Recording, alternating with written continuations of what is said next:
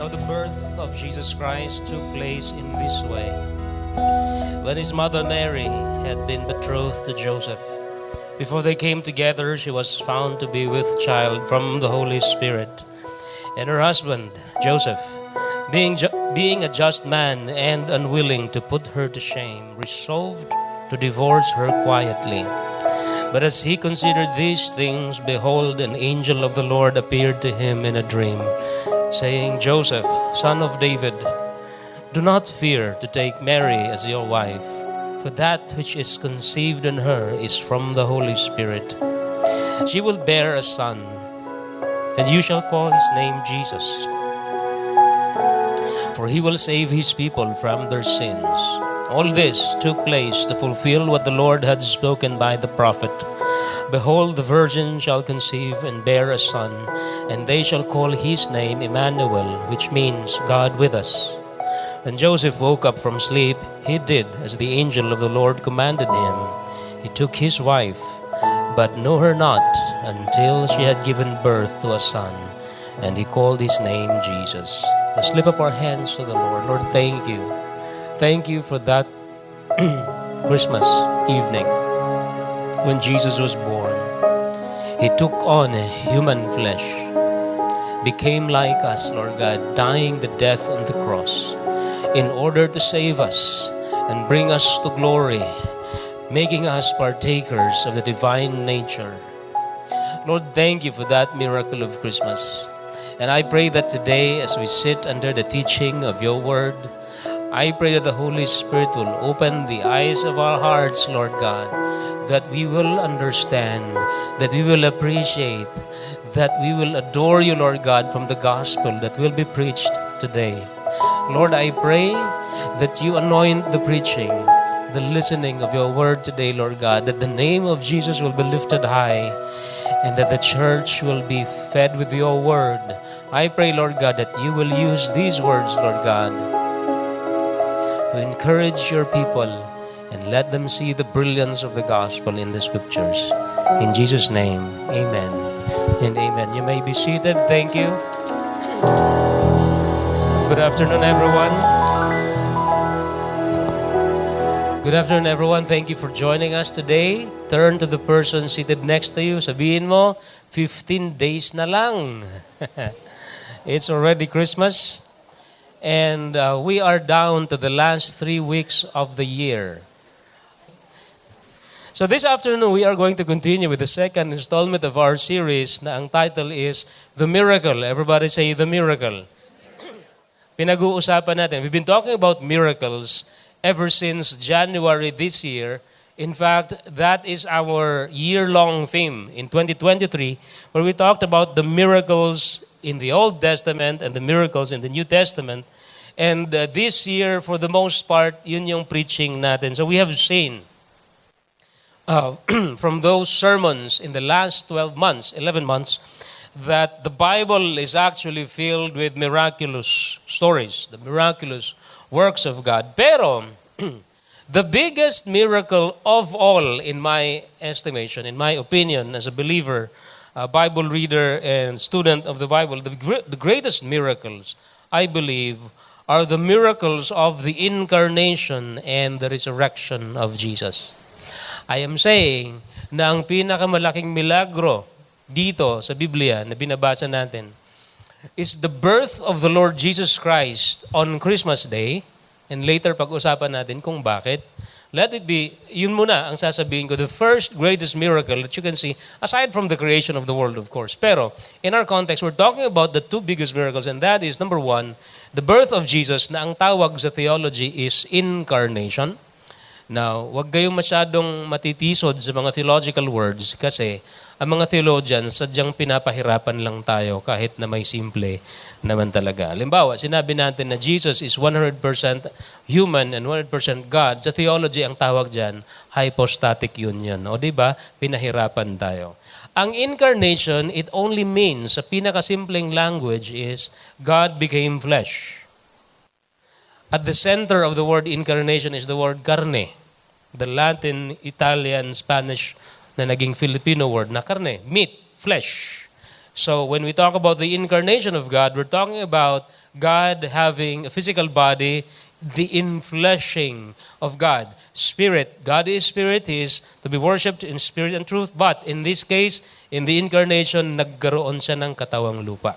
So yun yung ibig sabihin ng incarnation. The second biggest miracle in the Bible, I believe, is the resurrection of Jesus. So nagkatawang tao si Jesus on Christmas Day, but in Holy Week, when He was resurrected, that body is turned into a glorified body. So Jesus rose from the dead. Yun yung pangalawa na greatest miracle in the history of the world. And I believe that there is no other intervention of God in the natural world that would ever come close to the spiritual, theological, and eschatological significance, importance of these two miracles na binanggit ko. And that's why I believe na hindi siya coincidence that the biggest holidays of the Christian calendar na ngayon ay ina-adapt natin sa Pilipinas are these two things na binanggit ko. The incarnation of Jesus, which is Christmas, and the resurrection of Jesus, which is the Holy Week.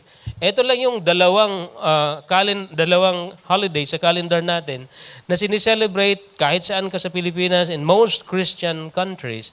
Tapos ang holiday nito, always a long weekend. It's almost a week actually sa Holy Week.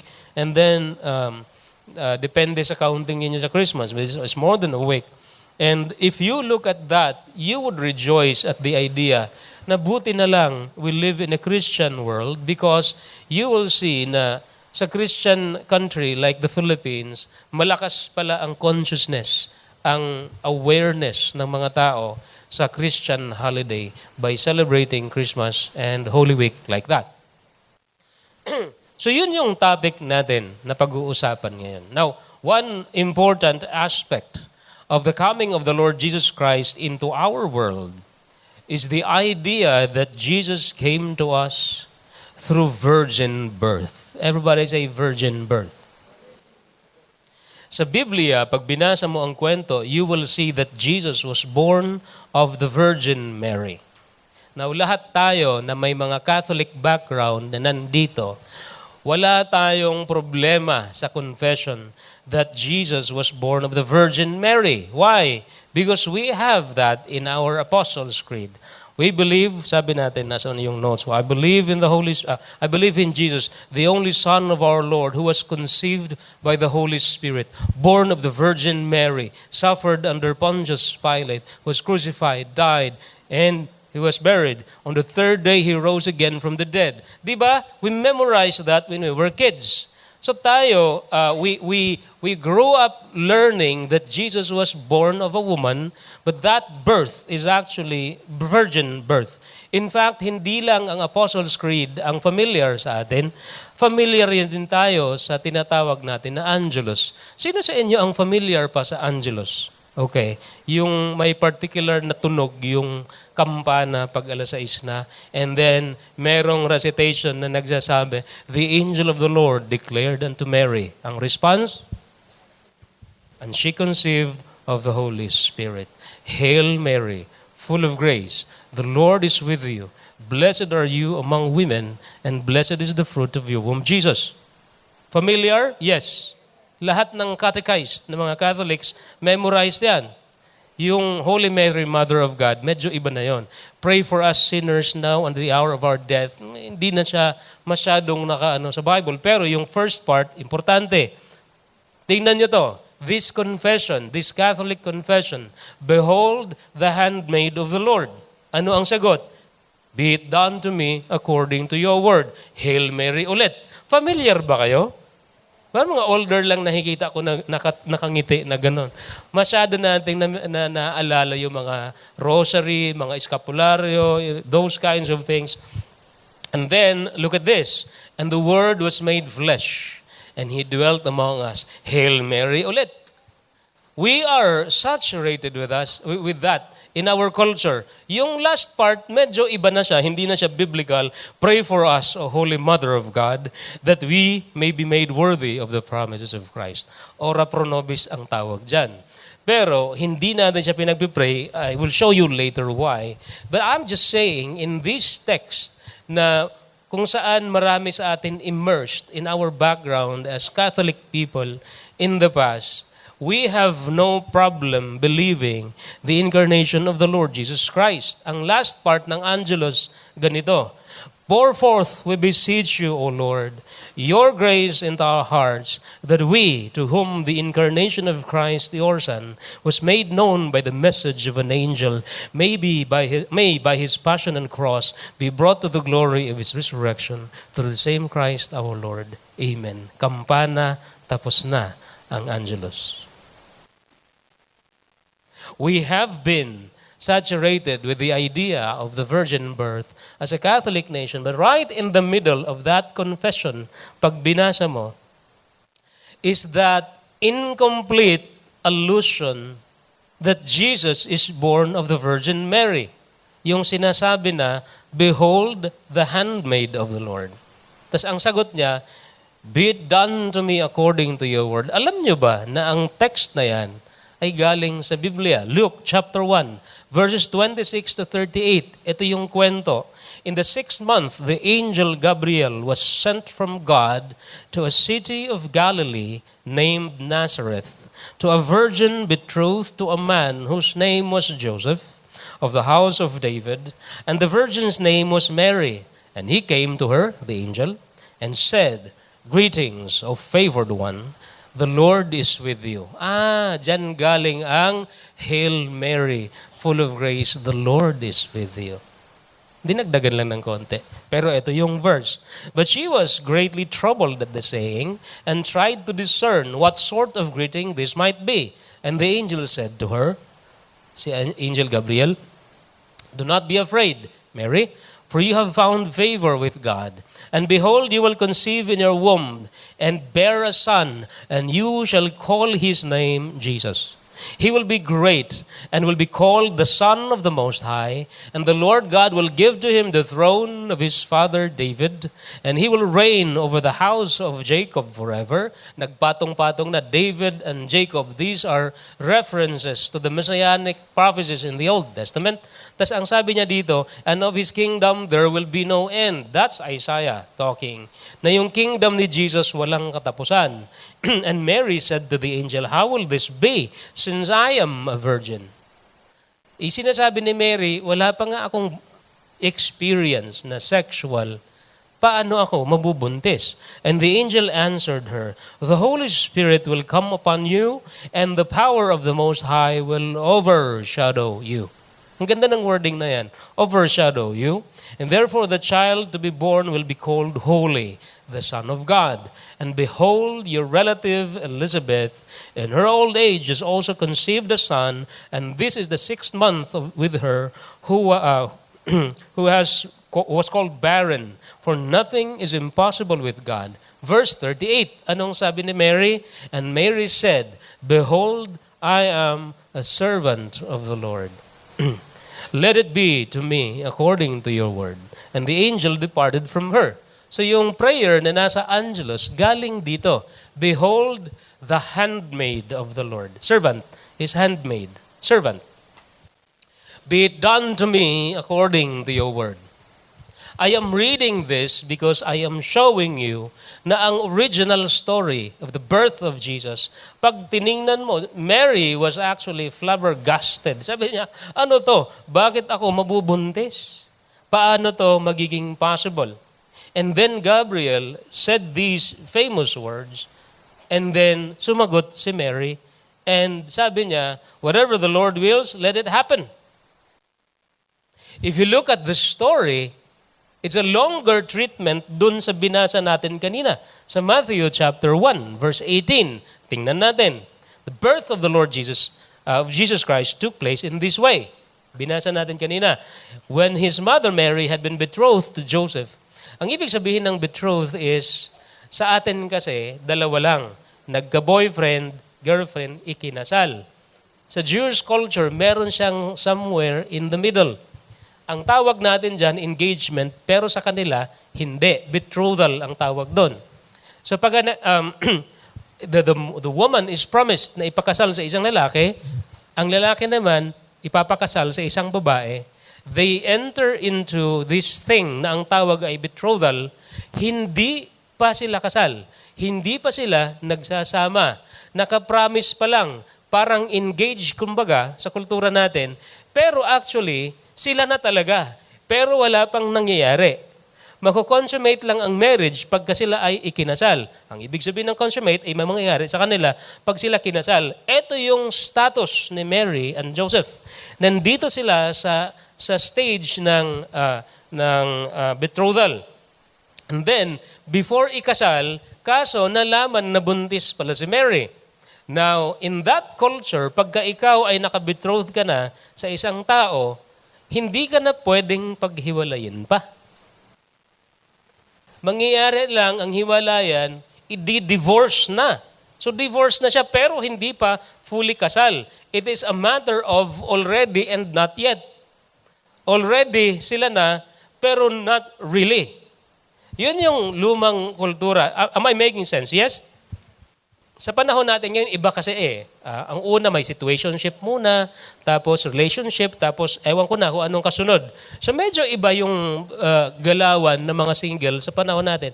In this case, nandito si Joseph tsaka si Mary sa status ng betrothal. Verse 19, and her husband Joseph, being a just man and unwilling to put her to shame, nalaman na buntis si Mary. So, ayaw naman ni Joseph na mapahiya si Mary. He resolved to divorce her quietly. Pero, in verse 20, look at verse 20, as he considered these things, behold, an angel of the Lord appeared to him in a dream, saying, Joseph, son of David, do not fear to take Mary as your wife. Hindi pa kasal, ikakasal pa lang. Sabi niya, for that which is conceived in her is from the Holy Spirit. In the middle of the story, makikita natin in this text sa verse 20, verse 21, she will bear a son and you shall call his name Jesus, for he will save his people from their sins. Ang pangalan na Jesus, ang ibig sabihin niyan is God saves. Yun yung ibig sabihin. Now, right in the middle of the story, we can see the reference of the virgin birth pala. Na ini-establish ni Matthew at ni Luke na si Mary nung nabuntis siya, ay totoo talaga na wala pang nangyayari sa kanya, sa kanila, ng husband niya. So my task this afternoon is to preach about the virgin birth. Ano ang virgin birth? Bakit kailangan ng virgin birth? Ano ang kinalaman natin sa virgin birth na yan? So let's talk about what is the virgin birth. Sabi ni Sinclair Ferguson, the virgin birth simply means, it simply refers to the Christian teaching on the virginal conception of Jesus.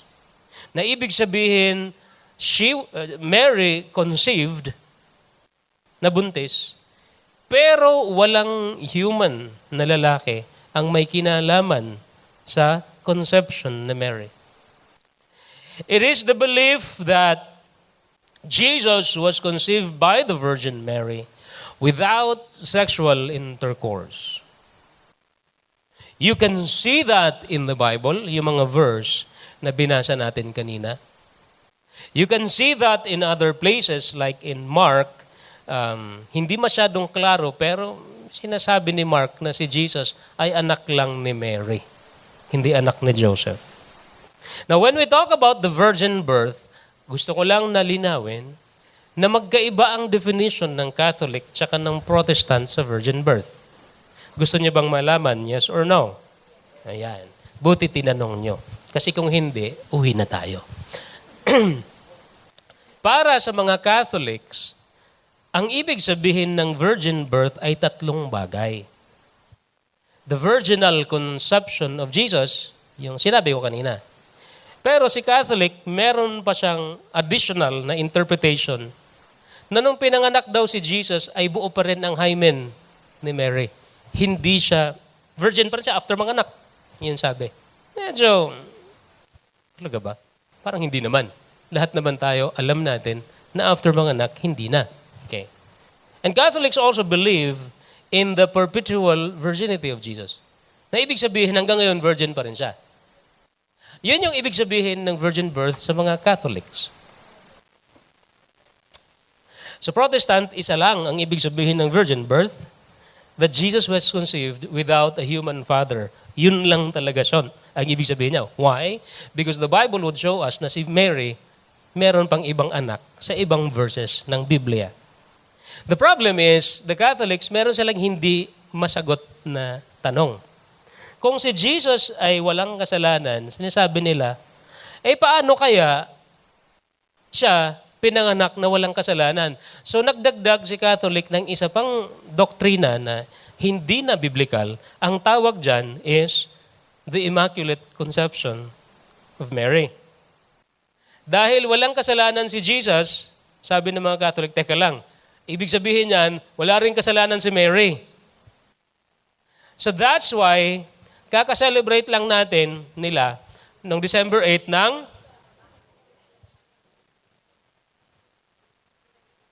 Mama Mary. Sabi ni Pastor John de Vierte, bakit mo siya tinatawag na Mama? Sabi ko, wala lang. Sabi niya, huwag mo tawagin na Mama Mary si Mary. Mary lang. Sabi ko, parang gusto ko pa rin.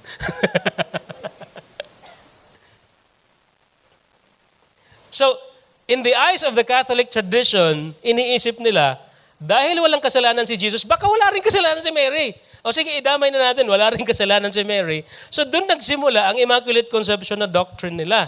Kaso, nadagdagan na ng nadagdagan. So, tinuro ang Immaculate Conception and then dinagdagan na, by the way, si Mary ay co-redemptrix ni Jesus. Ibig sabihin, co-redemptor. Savior na rin si Mary, pero medj lang. Diba? Medj lang, hindi masyado. Nadagdagan pa ng nadagdagan. So tinawag na naman siya ngayon na Queen of the Heavens. Aba, pataas ng pataas ang pagiging Diyosa ni Maria. So, and then, that theology is, naging wild na siya kung saan-saan na nakarating. How do we know this? Because we are familiar with the prayers. Ora pro nobis. Ano ang sagot? Santa de Genetrix. Anong ibig sabihin nun? O Holy Mother of God. Okay pa naman. Totoo naman na Mother of God. Pero yung kasunod niya, that we may be made worthy of the promises of Christ.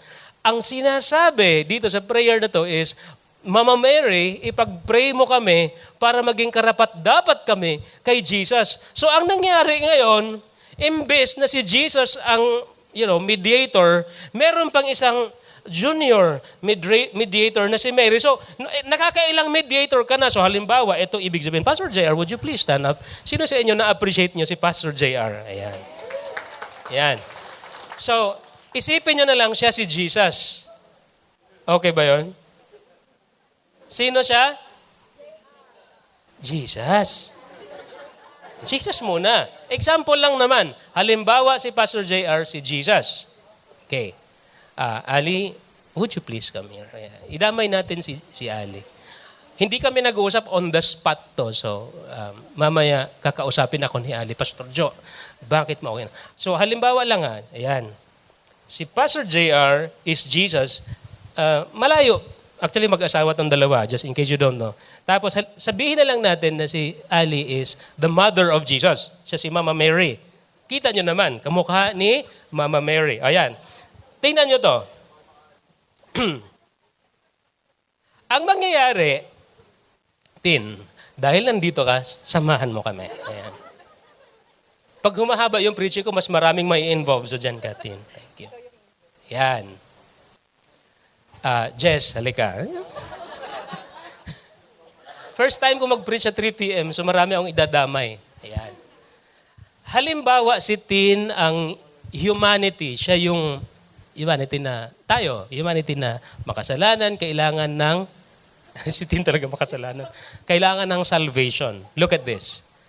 Ang theology sa Bible is si Tin ay dapat magbe-pray kay Jesus na siyang mediator kay God the Father. Ayan. Mukha namang, pero actually si Jess talaga, Santo Niño talaga ang ano niya. Pero ang peg. Pero look at this. Okay, Ali, baw ng konti, Ali. Sige yan. Si Tin dapat, ang prayer niya papunta kay Jesus, kasi sa Bible ang sabi, si Jesus ang mediator, nasa gitna. So dapat ang prayer na papunta kay Pastor JR, si Jesus, para makarating kay God the Father. Ito yung nangyari sa theology ng Roman Catholic na we are saying na medyo nasobra ng konti. Si Tin ngayon, na tao na kailangan ng salvation, dadaan siya kay Mama Mary para pumunta dito sa mediator, makarating doon kay God the Father. So mukhang ang nangyari, merong main mediator, merong junior mediator. Yan ang nangyayari pag nandyan si Mary sa gitna. Because in biblical theology, thank you Ali, ikaw muna, ang tamang order is humanity would pray to Jesus so that Jesus would save that person by being the bridge. Siya yung papagitna na magsasabi, God the Father, okay yan si Tin. I died for that person on the cross, tanggapin yan. Siya lang dapat ang mediator. Yan ang ibig sabihin ng theology na to. Does that make sense? Yes? Hindi siya binabash ang theology ng Catholic Church. Ini-explain ko that this makes sense because ito yung sinasabi sa Bible. Huwag na nating daanan okay, thank you. Palakpakan muna natin sila before I proceed. The reason why I said that is because of 1 Timothy chapter 2 verses 5 and 6. Tingnan niyo to. 1 Timothy chapter 2 verses 5 and 6. For there is one God, isa lang ang Diyos, sabi diyan. And there is one mediator. Sino? Between God and man, the man Christ Jesus. Isa lang ang Diyos at isa lang din ang mediator. Ang nangyayari, pag nilalagay si Mama Mary sa gitna, nagiging dalawa na ang mediator. Hindi na siya biblical. Am I making sense? Yes?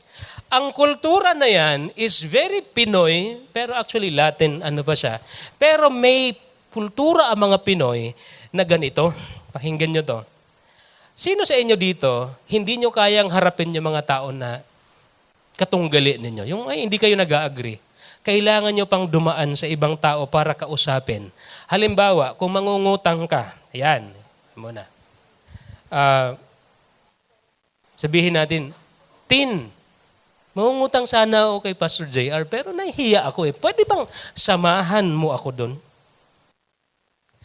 Typically, ang iniisip natin, nanghahanap tayo ng magiging mediator.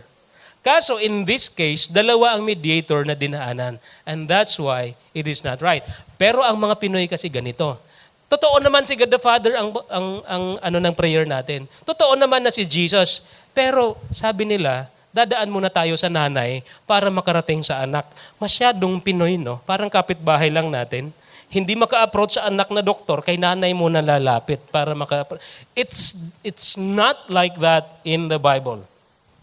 And that's why we see that it is true that Mary was instrumental in bringing God into the world. Pero hindi totoo na siya ay naging isang co-redeemer ni Jesus. There's an old song na sumikat sa Sister Act na kanta.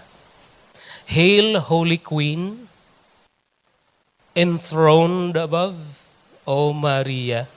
Hail, Holy Queen, enthroned above. Yan. That's familiar. And Hail, Holy Queen, of mercy and love, O Maria. This is enthroning Mary. Salve, salve, Salve Maria. This afternoon, we say that the incarnation of Jesus, the virgin birth of Jesus, is so central to the teaching of the Bible. But the focus should always be on the Lord Jesus Christ.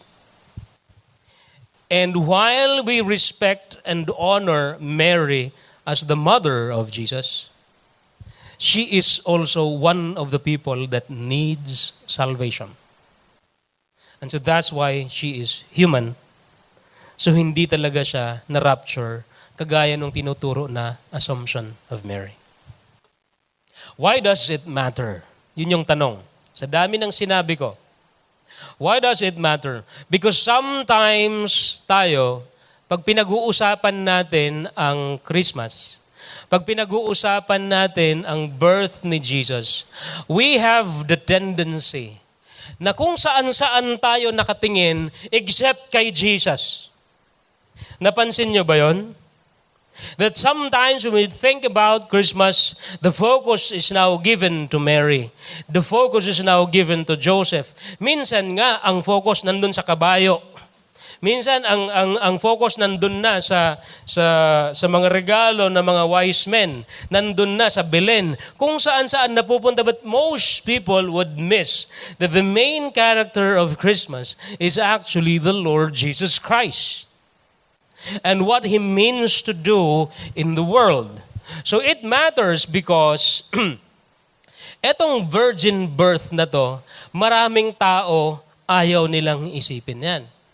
In fact, may mga tao na nagdi-cringe. Pastor naman, pag-uusapan talaga natin sa pulpito yung virginity. Oh yes!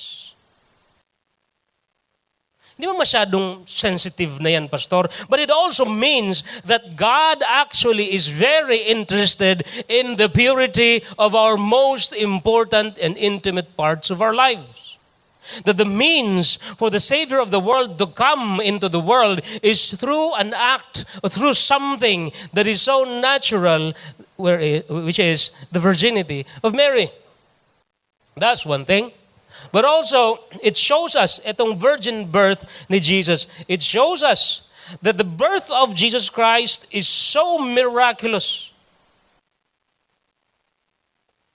that if you reject the virgin birth, the doctrine of the virgin birth, don't bother believing the rest of the New Testament. Iniisip ko to I think I read something a few years ago na sabi nila, bakit kaya pagbukas mo ng New Testament, unang nakabalandra ang virgin birth ni Jesus? After ng mga pangalan, Abraham begat Isaac, yung mga bigat-bigat na yan, na mahirap basahin. Sino sa inyo naiyak na kayo sa mga bigat na yan, na bless kayo? Parang ang hirap basahin, no?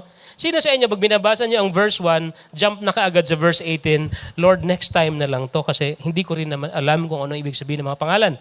Okay, but when you open the New Testament in the book of Matthew, ang una mo makikita after the names is actually the story of the virgin birth of Jesus. And many people would deny that. Sasabihin nila, hindi naman yon, hindi totoo ang virgin birth. Sabi nila, bakit? Siguro hindi lang nila alam nun kasi hindi naman sila scientifically mature. Siguro hindi nila alam na ang pagbubuntis ay may kinalaman sa ovulation, sa mga ganyan. Excuse me, sabi ng New Testament, Dr. si Luke, alam niya kung ano ang pagbubuntis. But also, I think the reason why the virgin birth of Jesus is put at the opening of the New Testament is because God wants you to know. Pakinggan niyo yung sasabihin ko. Because God wants you to know that everything that follows is actually miraculous. Meaning, you can only believe in Jesus if you believe in the miraculous. That if you don't believe na si Jesus ay pinanganak through virgin birth, then you cannot believe that He also rose from the dead. Bakit? Parehas na miraculous yung dalawa. The virgin birth matters to us in many other ways. It affirms to us that Jesus has two natures. Meron siyang dalawang nature. Meron siyang human nature at meron siyang divine nature. Sa isang series natin before this, yung Statement of Faith, meron tayong preaching about the dual nature of Jesus. In John chapter 1, verse 1, tingnan nyo to. In the beginning was the Word, and the Word was with God, and the Word was God. Ibig sabihin, Diyos. Yung word na yan. You jump to verse 14, John 1:14, biglang ang sabi, and the Word became flesh. Teka lang, akala ko ba Diyos? Bakit biglang may katawan na? And He dwelt among us, and we have seen His glory. The glory as of the only Son from the Father, full of grace and truth. Ang sabi sa verse 1, Jesus, the Word, Jesus is the Word, is God. And then biglang, He is man. Oh, verse 14, He became flesh. Ibig sabihin, incarnation. Ano ulit ang ibig sabihin ng incarnation? The infleshing of God. Karne, carnation. Ayan. But what does it mean? Two things I'd like to share. Una, pag tiningnan mo ang Hebrews chapter 2, verses 14 and 15, would you open your Bible? Ang sabi sa Hebrews chapter 2, read with me, since therefore the children share in flesh and blood, he himself likewise partook of the same things, that through death he might destroy the one who has the power of death, and that is the devil, and deliver all those who, through fear of death, were subject to lifelong slavery. Ano daw? English yun eh. Daming sinabi. Sinasabi ni Hebrews chapter 2, everybody look here, na si Jesus daw, since lahat ng buong sangkatauhan, pare-parehas, we share in the same flesh. Pare-parehas tayo ng laman, which is true. Parehas tayo ng body parts, parehas tayo ng lahat ng kung anong meron sa katawan natin is the same. Look at this verse. Ang sabi niya, he himself partook of the same things. Sinasabi ng verse na yan, na nung si Jesus pala ay nagkatawang tao, pakinggan nyo, ang ibig sabihin yan, maraming meaning yan, pero isa sa mga meaning ng incarnation, Jesus becoming man, is this. Na si Jesus ngayon ay meron na siyang katawan kagaya ng katawan natin. Ibig sabihin, si Jesus ay nakikisaw-saw sa pagkatao natin. Marami sa atin naghahanap tayo ng kaparehas. Tell me if this is true in your experience. Pag nakakita ka, ikaw na may problema ka, halimbawa, may problema ka about domestic abuse. Isn't it true na naghahanap ka din ng tao na makakaintindi sa'yo na halos parehas ang pinagdadaanan nyo? Totoo? Bakit? Because when someone is like us, feeling natin hindi tayo mag-isa sa lahat ng dinadala natin. Isa sa mga biggest accusations ng Old Testament kay God, Lord, hindi mo maintindihan eh. Diyos ka eh. Nasa langit ka lang eh. Hindi mo alam ang hirap kung paano ma-in-love at ma-reject. Diyos ka eh. Hindi mo alam ang feeling ng 30 years old, single pa din. Diyos ka eh. Hindi mo alam ang ibig sabihin na magkaroon ng pimples. Diyos ka eh. Hindi mo alam ang ibig sabihin ng nagugutom na walang makain. Diyos ka eh. And Jesus came exactly like every human being so that you can never say that God doesn't understand. Not anymore. Gutom? Nagutom din siya. Rejection? Na-reject din siya. Loneliness, it's the same thing. So that, ito yung sinasabi ng Bible, when Jesus took a human form, nakikisaw-saw siya sa lahat ng experience natin. Para tayong mga tao, pwede nang lumapit kay Jesus at sabihin, Lord, alam ko itong depression na to, ikaw lang ang makakaintindi kasi ikaw din naman iniwan ng Diyos Ama.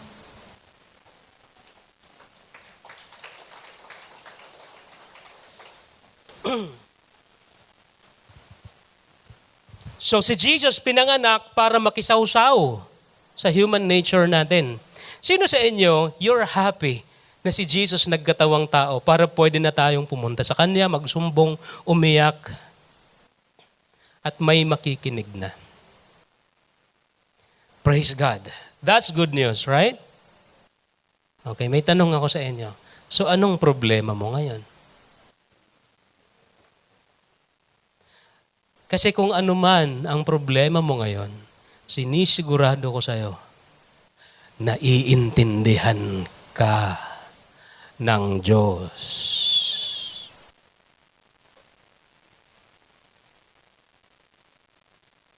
So nagkatawang tao si Jesus na kisawsaw. Pero ito, panalo na, di ba? Ang ganda na ng gospel na nasabi. Masaya na ba kayo sa verse na yan? Yes? Yes? Gusto niyo ba i-double yung saya niyo? I'll show you 2 Peter. 2 Peter chapter 1 verses 3 and 4. Read with me. Sabay-sabay. Go. His divine power has granted to us all things that pertain to life and godliness through the knowledge of Him who called us to His own glory and excellence. Verse 4. By which He has granted to us His precious and great promises, so that through them you may become partakers of the divine nature, having escaped from the corruption that is in the world because of sinful desire. Masaya na kayo kanina sa Hebrews chapter 2? Eto, doblehin natin. Ang sabi sa verse 4, binigyan niya tayo ng mga precious and great promises para tayo ay magiging mga partakers of the divine nature. Kanina, sinasabi sa Bible, si Jesus nagkatawang tao para makisawsaw sa humanity natin. Ngayon, ang sinasabi naman ni Peter, ginawa yan ng Diyos, ni Jesus, para dalhin ka ni Jesus at ikaw naman ngayon ang makikisawsaw sa divine nature ng Diyos. Hindi siya pumunta para tapikin ka lang. There, okay lang yan. Kaya mo yan. Hindi yun. Well, actually, ginawa yan ni Jesus. Pero sabi sa Bible, meron pa siyang ibang ginawa. Inangat ka niya. Hindi ka niya iniwan at pinabayaan na nakalugmok ng ganyan. Iaangat ka niya. Para ngayon, ikaw naman ang aangat, makakapunta doon, magiging kaparte ng divine nature ng Diyos. Ngayon, hindi ka na base lang. Hindi ka na kawawa. Hindi ka na kulelat. Because now, you are a partaker of the divine nature of God. You are holy. You are now heavenly. You belong to God. You belong to heaven. You belong in paradise. That's double the blessing. Am I making sense? Yes? So, ibig sabihin, when you look at it this way, you will notice na ang incarnation pala, ang virgin birth, ganyan pala siya kalalim. Sarap pala pakinggan. Ibig sabihin, now that Jesus was born, ang saya niya, nakaka-elevate siya, nakakaangat siya ng dignidad. Amen. Sino sa inyo mahilig mag-selfie ng mga sikat or medyo mga taong may binatbat, kumbaga? Yan. Pag nakakita ng artista, hindi pwedeng walang selfie. Kahit blurred yan, ipopost yan. Yes? Pag na-meet ninyo ang isang politician or isang importante na tao, magsi-selfie yan. Bakit? Tanungin niyo ako kung bakit. Kasi gusto natin kahit papaano makisawsaw sa glory ng mga celebrities. Masabi man lang na, so nag-Sofitel pala siya. Gusto natin na mabahiran man lang ng konti. Sabihin man lang na, nag-Christmas party kami. Si Piolo lang naman ang guest. Basta tayo, feeling natin na glorify na tayo sa ganon. Kahit walang magtanong Ray, kumusta ka? Galing akong Japan. Wala namang nagtanong. Kasabay ko pala sa airplane si Richard Gomez. Ba't mo sasabihin yun? Because there is an innate desire in us na kahit konti man lang ay madamay tayo sa kasikatan, sa glory, sa shining star ng mga tao na importante. Gusto ko lang sabihin sa inyo, hindi na kailangan because when you have Jesus, you are a partaker of the divine nature of God. Hindi ka lang nasagian ng konti. You have within you the nature of the Lord Jesus Christ. When you go through discipleship, kaya mag-victory group na kayo, when you go through discipleship, you grow in Christ-likeness. You become like Jesus. Hindi mo na kailangan ng selfie with Sharon. Si Sharon talaga yung naisip ko, no? Well, Christmas kasi maraming sa Sharon. Okay. Or Vilma. Yung mga example ko, minsan si Vilma, si Sharon, si Taylor Swift, hindi ko na alam kung nasa ang generation ako. But how does this affect us today? Guys, etong klaseng preaching na to, I'd like to call in the music team, please. Etong klaseng preaching na to, ito yung dapat kumukulay sa celebration natin ng Pasko. Amen. So when you celebrate Christmas, okay naman ang green and red. Okay naman ang regalo sa ilalim ng Christmas tree. Okay naman na mag-Christmas party. Okay naman na may regalo, minsan wala. Okay lang na yung mga yon. Pero gusto ko lang sabihin na your celebration should be colored by the Bible, colored by the gospel, colored by a strong, deeply rooted theology of the incarnation of Christ. Para may regalo man o wala, may bonus man or konti lang, or whatever arrangement meron tayo sa workplace, kung meron mga tao na hinahanap natin na na-meet or hindi, whatever happens to your Christmas, even if the money is there or the money is not there, hindi ka masyadong nauuga. Hindi ka masyadong natitinag. Bakit? Kasi yung celebration mo ay galing ang hugot niya sa trono mismo ng Diyos.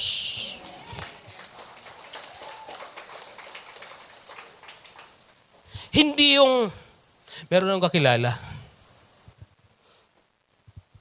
naging assistant siya ng boss. So this is an informal company. Tapos siya ang nagbalot sa lahat ng regalo na pinamigay sa lahat ng empleyado. Tapos malapit na yung Pasko, tataka siya, walang binabalot at pinapabalot na para sa kanya. Sabi niya siguro special yun. Baka si boss ng... Kasi, syempre, hindi niya ipapaalam sa akin. Kasi, malalaman ko eh. Binalot niya lahat. Nagpasko na. Nabigay na lahat. Nag-New Year na. Wala siyang natanggap.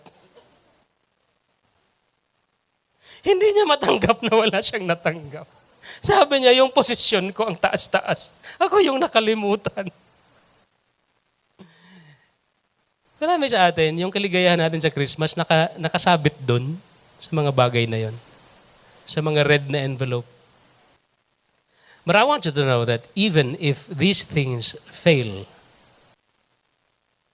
you're gonna be fine.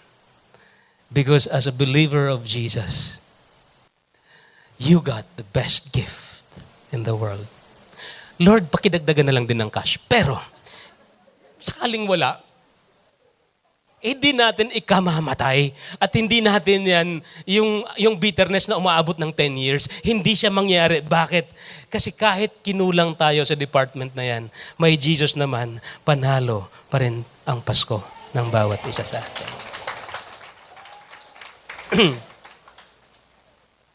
It grounds our celebration. And it gives us the assurance, yung sagot ng angel kay Gabriel. Verse 35. Luke chapter 1, verses 35 to 38. The angel of the Lord said, "The Holy Spirit will come upon you, and the power of the Most High will overshadow you. Therefore the child to be born will be called Holy, the Son of God. And behold, your relative Elizabeth in her old age is also conceived. And this is the 6th month with her who was called barren." Read with me verse 37. For nothing will be impossible with God. God already gave us the greatest gift of all, His Son, Jesus Christ. Lahat ng mga regalo, hindi kayang tumbasan yung greatness ng regalo na yan. Bonus na lang lahat. Nakuha na natin ang main thing, which is Jesus. You know what that means for all of you? Na kung ibinigay na ni God the Father ang anak niya na si Jesus, ito na yung biggest ha, kayang-kaya niyang ibigay ang pangangailangan mo.